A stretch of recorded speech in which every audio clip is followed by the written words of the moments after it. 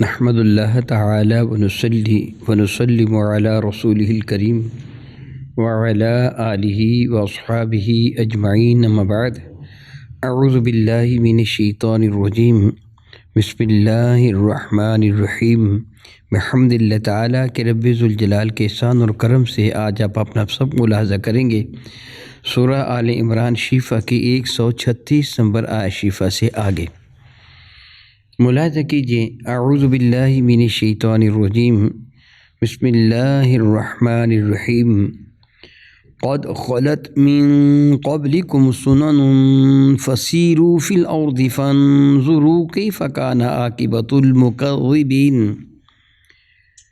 قد خلت من قبلکم سنن، قد خلت بے شک گزر چکے ہیں، من قبلکم تم سے پہلے بھی، سنن ایسے طریقے، ایسے راستے، ایسے برتاؤ، ایسے انداز، فسیروا فی الارض پس تم گھوم پھر کر دیکھو زمین میں، فانظروا اور غور کرو، نظر کرو، دیکھو، کیف کان عاقبۃ المکذبین کہ جو جھٹلانے والے تھے ان کا انجام کیا ہوا۔ رب ذوالجلال کے ساری شعر فرما رہا ہے، آپ پہلے پڑھ چکے ہیں ایمان والوں کے بارے میں بھی اور کافروں کے بارے میں بھی۔ بسا برکہ میں یہ ارشاد فرمایا جا رہا ہے، قد خلت من قبلکم سنن، سنت طریقے کو، قانون کو، آئین کو، ضابطے کو، راستے کو کہتے ہیں۔ یعنی یہ طریقہ کار پہلے لوگوں کے ساتھ بھی ہو چکا ہے کہ جب ان لوگوں نے نافرمانی کی انتہا کی تو پھر اللہ تعالیٰ نے ان کے ساتھ برتاؤ کیا تھا۔ پروردگار عالم جل وعلا ان کو ہلاک و برباد کر کے رکھ دیا۔ اگر تم نگاہ عبرت سے دیکھنا چاہو تو زمین میں گھوم پھر کر دیکھو، دیکھو ان لوگوں کا انجام کیا ہوا جنہوں نے اللہ تعالیٰ جل وعلا کو جھٹلایا تھا۔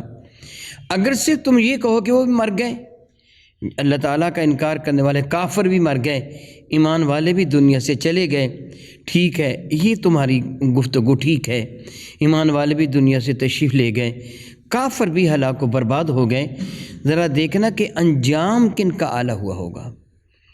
وہ وقت تھا کہ جب میرے کریم آقا تاجر الوجم شفیع معظم رحمت عالم صلی اللہ علیہ وسلم نے اعلان نبوت فرمایا تو کفار مکہ نے ایمان والوں پر ظلم و ستم کے پہاڑ توڑنے شروع کر دیے، بالخصوص جو غربا تھے، جو غلام قسم کے لوگ تھے، جو غریب تھے، ان کے لیے جینا انہوں نے دوبر کر دیا۔ کب تک انہوں نے یہ ظلم و ستم کیا ہوگا؟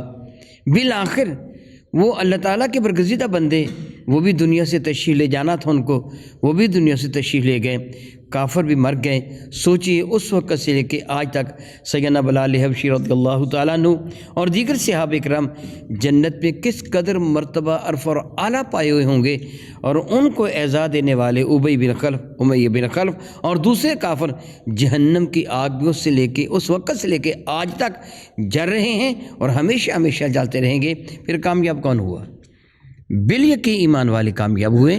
رب کائنات کے ساتھ دلا رہا ہے، ان کو فرماؤ گھوم پھر کر دیکھو زمین میں، انجام کیا ہوا ان لوگوں کا کہ جو اللہ تعالیٰ کو جھٹلانے والے تھے۔ نگاہ عبرت سے گھومنا پھرنا زمین میں، یعنی ان مقامات کی سیر کرنا، ان مقامات پہ جانا جہاں پروردگار عالم جل وعلا کے قدرت کے دلائل صاف نظر آتے ہیں۔ میں عموماً ایک جملہ کہا کرتا ہوں، اگر آپ لاہور جاتے ہیں، بالفرض لاہور جاتے ہیں تو بادشاہی مسجد کو دیکھتے ہیں، اس کے سامنے شاہی قلعہ ہے، دیکھو اس کی دیواریں کتنی چوڑی چوڑی ہیں، اتنی چوڑی دیواریں ہیں کہ اس کے اوپر گھوڑ سوار، گھوڑوں پر سوار دستے دوڑا کرتے تھے ان دیواروں پر، اور جا بجا انہوں نے وہ مچان سے بنائے ہوئے ہیں کہ جہاں سے دشمن پر وہ اس زمانے کا جو انداز تھا اسلحے کا فائر کیا جاتا تھا۔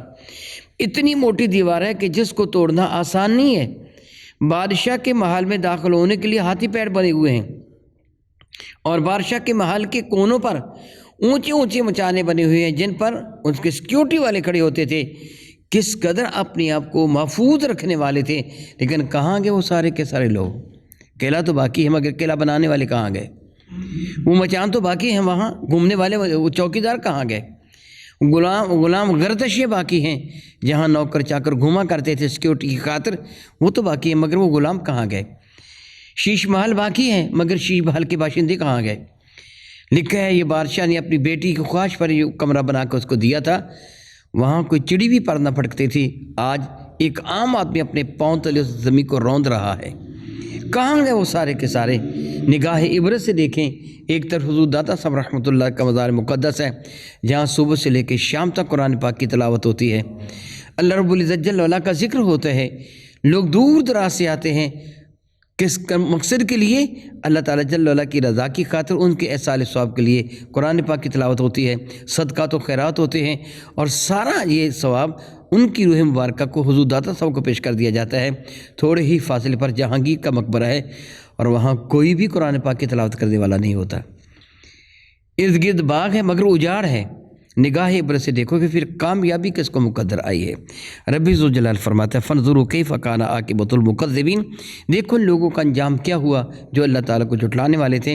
میں اللہ تعالیٰ سے معافی مانگتا ہوں کہ جو میں نے مثال دی اگرچہ صحیح مثالیں دی ہیں، حضور داتا صاحب بھی ایمان والے ہیں اور جہانگیر وہ بھی ایمان والا ہے۔ یہاں اللہ تعالیٰ کافروں کا ذکر فرما رہا ہے۔ میں دراصل بتانا یہ چاہتا تھا کہ دنیا دار ہے اور ایک دین کا نوکر، ایک دنیا کا بادشاہ اور دوسرا دین کا نوکر۔ دیکھیے جس نے اپنی زندگی کو اللہ کی رضا کے لیے کھپا دیا، اللہ تعالیٰ نے اس کے مزار مقدس پر کتنے لوگوں کو جمع کر دیا جو قرآن پاک کی تلاوت کر کے اس کی روح کا احصال ثواب کرتے ہیں۔ یعنی جو اللہ رب العزت جل وعلا کو راضی کرنے کی تگ و دو کرتا ہے، کوشش کرتا ہے، کافر تو اللہ کو ناراض کرتا ہے، وہ تو جہنم میں جلنے والا ہے۔ رب ذوالجلال ارشاد فرماتا ہے ھذا بیان للناس وہدی وموعظۃ للمتقین۔ ھذا بیان للناس، یہ بیان ہے، یہ کھول کر بیان فرما دینا ہے ان لوگوں کے لیے جو انسان کہلوانے کے حقدار بنتے ہیں، اپنے آپ کو کہتے ہم انسان ہیں۔ یہ چیزیں ان کے سامنے ایک حقائق کو بیان کرنے کے لیے، ان کی آنکھیں کھول دینے کے لیے کافی ہیں۔ وہدن، اور یہ راستہ دکھانا ہے ہدایت کا، وموعظۃ، اور یہ نصیحت ہے، مگر یہ سب کن کے لیے ہے؟ للمتقین، اس نصیحت کو وہی قبول کرتے ہیں جو صاحب تقویٰ ہوا کرتے ہیں، جو اپنے رب سے ڈرنے والے ہیں، وہ نصیحتوں کو قبول کرتے ہیں اور دوسرا نصیحت کو قبول نہیں کرتا۔ میرا اللہ ارشاد فرماتا ہے وَلَا تَهِنُوا وَلَا تَحْزَنُوا وَأَنْتُمُ الْأَعْلَوْنَ إِن كُنتُم مُؤْمِنِينَ۔ سبحان اللہ تعالی و بحمدہ، سبحان اللہ تعالی و بحمدہ۔ رب کائنات جل وعلا ایمان والوں سے ایک وعدہ بھی فرما رہا ہے اور ایک حکم بھی ارشاد فرما رہا ہے۔ حکم ارشاد فرما رہا ہے وَلَا تَهِنُوا، سستی نہ کرو، وہنن، اسی سے لفظ اہانت ہے، اسی سے لفظ توہین ہے، اسی سے لفظ مہین ہے۔ اس کا مادہ واو ہا اور نون ہے۔ اس کا معنی لفظی معنی ہوتا ہے پستی۔ جس طرح کسی نے کسی کی توہین کی، یعنی اس کو اس کی اصل عزت کی منزل سے نیچے گرا دیا۔ کسی کی اہانت کرنا یعنی اس کو اس کے مرتبہ مقام سے نیچے گرا دینا، پستی کی طرف لانا۔ تو وہن علماء فرماتے ہیں یقین اور عقیدے کی کمزوری کو کہا جاتا ہے۔ جب یقین اور عقیدے میں کمزوری آ جائے نا تو ایسی حالت کو لفظ وہن سے تعبیر کیا جاتا ہے۔ گویا اللہ فرماتا وَلَا تَهِنُوا، یقین کامل رکھو، تمہارے عقیدے اور تمہارے ارادہ میں تذبذب نہیں آنا چاہیے۔ وَلَا تَحْزَنُوا، اور غم بھی نہ کرنا۔ وَأَنْتُمُ الْأَعْلَوْنَ، میں وعدہ کرتا ہوں کہ کامیابی تمہیں ہی میسر آئے گی، تم ہی کامیاب ہوگے، کامیابی تمہارے قدم چومے گی۔ ان کنتم مؤمنین، شرط یہ ہے کہ تم صاحب ایمان بن جاؤ۔ صحابہ کرام رضوان اللہ تعالیٰ علیہم اجمعین کی مبارک زندگیوں کو دیکھیے، اس آیہ مبارکہ کی ایک بیان تفسیر نظر آتی ہیں۔ میں زیادہ تفصیل میں نہیں جاتا، محض ایک آدھ واقعہ عرض کر دیتا ہوں۔ غزوہ جنگ یرموک کی بات ہے، غزوہ نہیں، غزوت میرے کریم آقا کے زمانے برکت نشان، میرے کریم جس جنگ میں شریک ہو اس کو غزوہ کہتے ہیں۔ جنگ یرموک کی بات ہے، زمانہ تھا سیدنا صدیق اکبر رضی اللہ تعالی عنہ کا۔ کیسر روم نے مختلف تواریخ کے مطابق 5 سے 7 لاکھ کا لشکر جرار جمع کر رکھا تھا مسلمانوں کو معاذ اللہ تعالیٰ ملیہ میٹ کرنے کے لیے، اور حضرت سیدنا صدیق اکبر رضی اللہ تعالیٰ عنہ کے مد مقابل سیدنا ابو عبیدہ ابن الجراح رضی اللہ تعالیٰ عنہ کو سپہ سالار فوج بنا کر بھیجا تھا۔ حضرت سیدنا خالد بن ولید رضی اللہ تعالیٰ عنہ جو پہلے سپہ سالار تھے، اور پھر اللہ تعالیٰ کی رضا کی خاطر ایک سپاہی کا آپ نے، یعنی مجاہد سپاہی کا آپ نے انداز اختیار فرما رکھا تھا، حضرت ابو عبیدہ ابن الجراح کے ماتحت تھے۔ لیکن حضرت ابو عبیدہ بن الجراح رضی اللہ تعالیٰ عنہ ان کی نہایت ہی دانائی عقل مندی، صاحب فہم و شعور ہونے کی وجہ سے ان کی صلاح اور مشورہ کے بغیر قدم اٹھانے سے گریز فرماتے تھے۔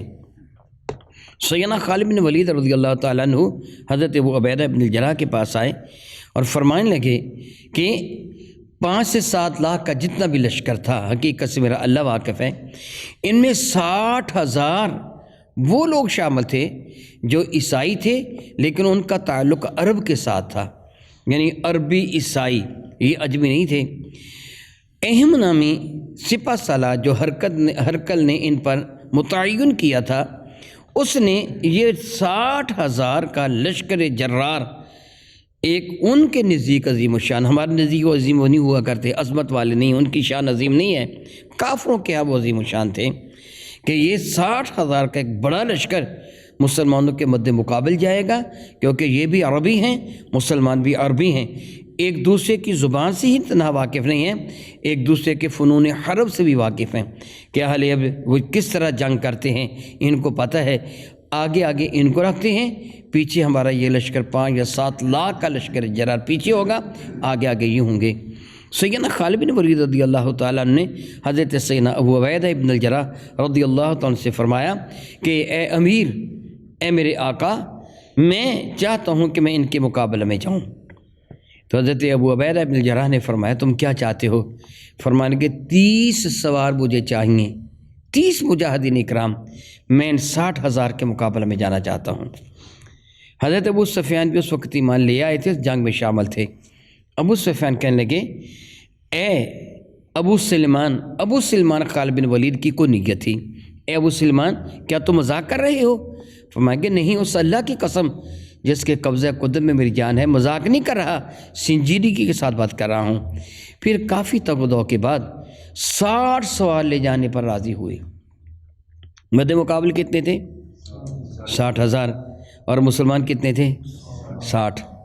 ان کے مد مقابل تشریف لے گئے، انہوں نے دیکھا کتنا بڑا لشکر ہے، 60,000 تو یہ آگے آگے ہیں نا، اور کئی لاکھ کا لشکر ان کے پیچھے ہے، ان کے پیچھے کھڑا ہے، وہ سارے کے سارے حملہ کرنے کے لیے تیار ہیں، اور سامنے 60 آدمی آئے۔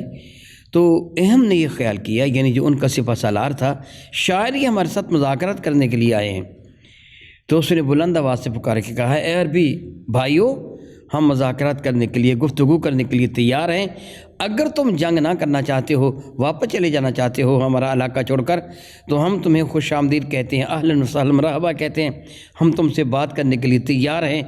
وہ دور سے کھڑا ہو کر چلا کر یہ بات کر رہا تھا۔ جواباً حضرت سیدنا خالد بن ولید نے فرمایا ہم تم سے 2 ہاتھ کرنے کے لیے آئے ہیں، تمہارے ساتھ جنگ کرنے کے لیے آئے ہیں، مذاکرات کرنے کے لیے نہیں آئے۔ وہ ہنسا، کہنے لگا ایک مٹھی بھر لوگ ہو تم، معلوم نہیں تمہاری تعداد 100 بھی نہیں ہے۔ وہ گنتی تو نہیں کی تھے کہ 1 2 3 4 5، تمہاری تعداد تو 100 سے بھی کم لگتی ہے، 50 کے قریب تمہاری تعداد ہے، تم کیا کرو گے؟ ہمارے پاس اتنا بڑا لشکر ہے، تمہیں پیس کے رکھ دیں گے۔ حضرت سیدنا خالد بن ولید نے ارشاد گرامی قذف میں عقل کے اندھے، تجھے پتہ نہیں ہم ایمان والے ہیں، ہم تمہیں قتل و غارت گری کا بازار گرم کر کے رکھ دیں گے، ہم تمہیں تباہ و برباد کر دیں گے، تم ہمیں کیا سمجھتے ہو؟ اس کو غصہ دلایا۔ المختصر یہ کہ جنگ شروع ہو گئی۔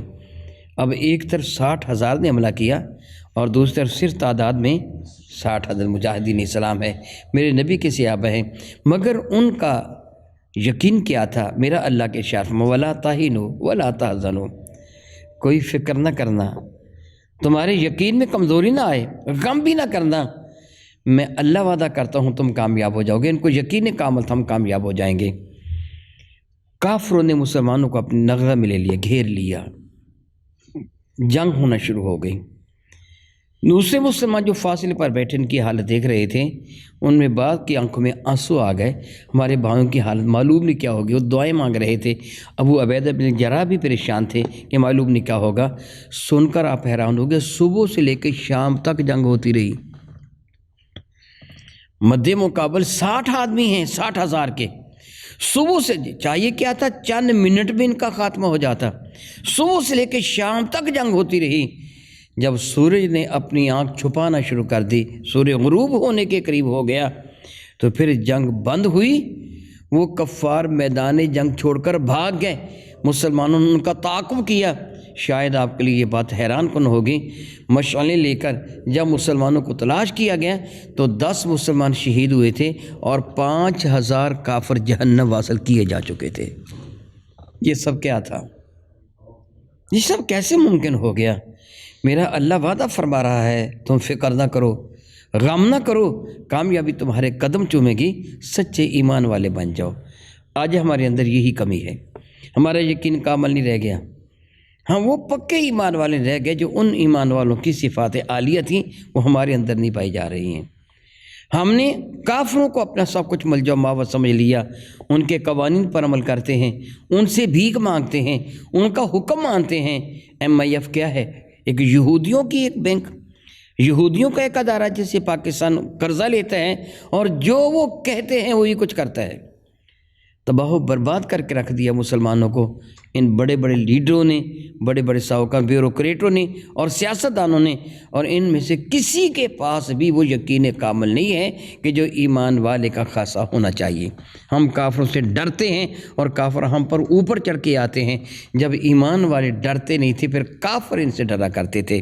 میرا اللہ ارشاد گرامی قدر فرماتا ہے وَلَا تَهِنُوا وَلَا تَحْزَنُوا، نہ کوئی غم کرو، سستی دکھاؤ، نہ کوئی غم کھاؤ، انتم الاعلون، تم کامیاب ہوگے، تم ہی غالب ہوگے، ان کنتم مومنین، شرط یہ ہے کہ تم صاحب ایمان ہو جاؤ تو پھر کامیابی و حکمرانی تمہارا ہی مقدر بنے گی۔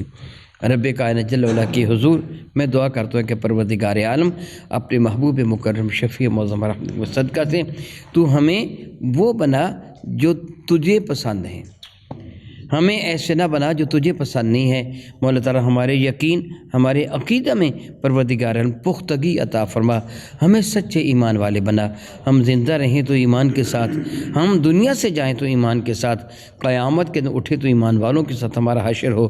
آمین ثم آمین۔ او کما قال اللہ تبارک و تعالی واللہ تعالی اعلم باسرار کتابہ۔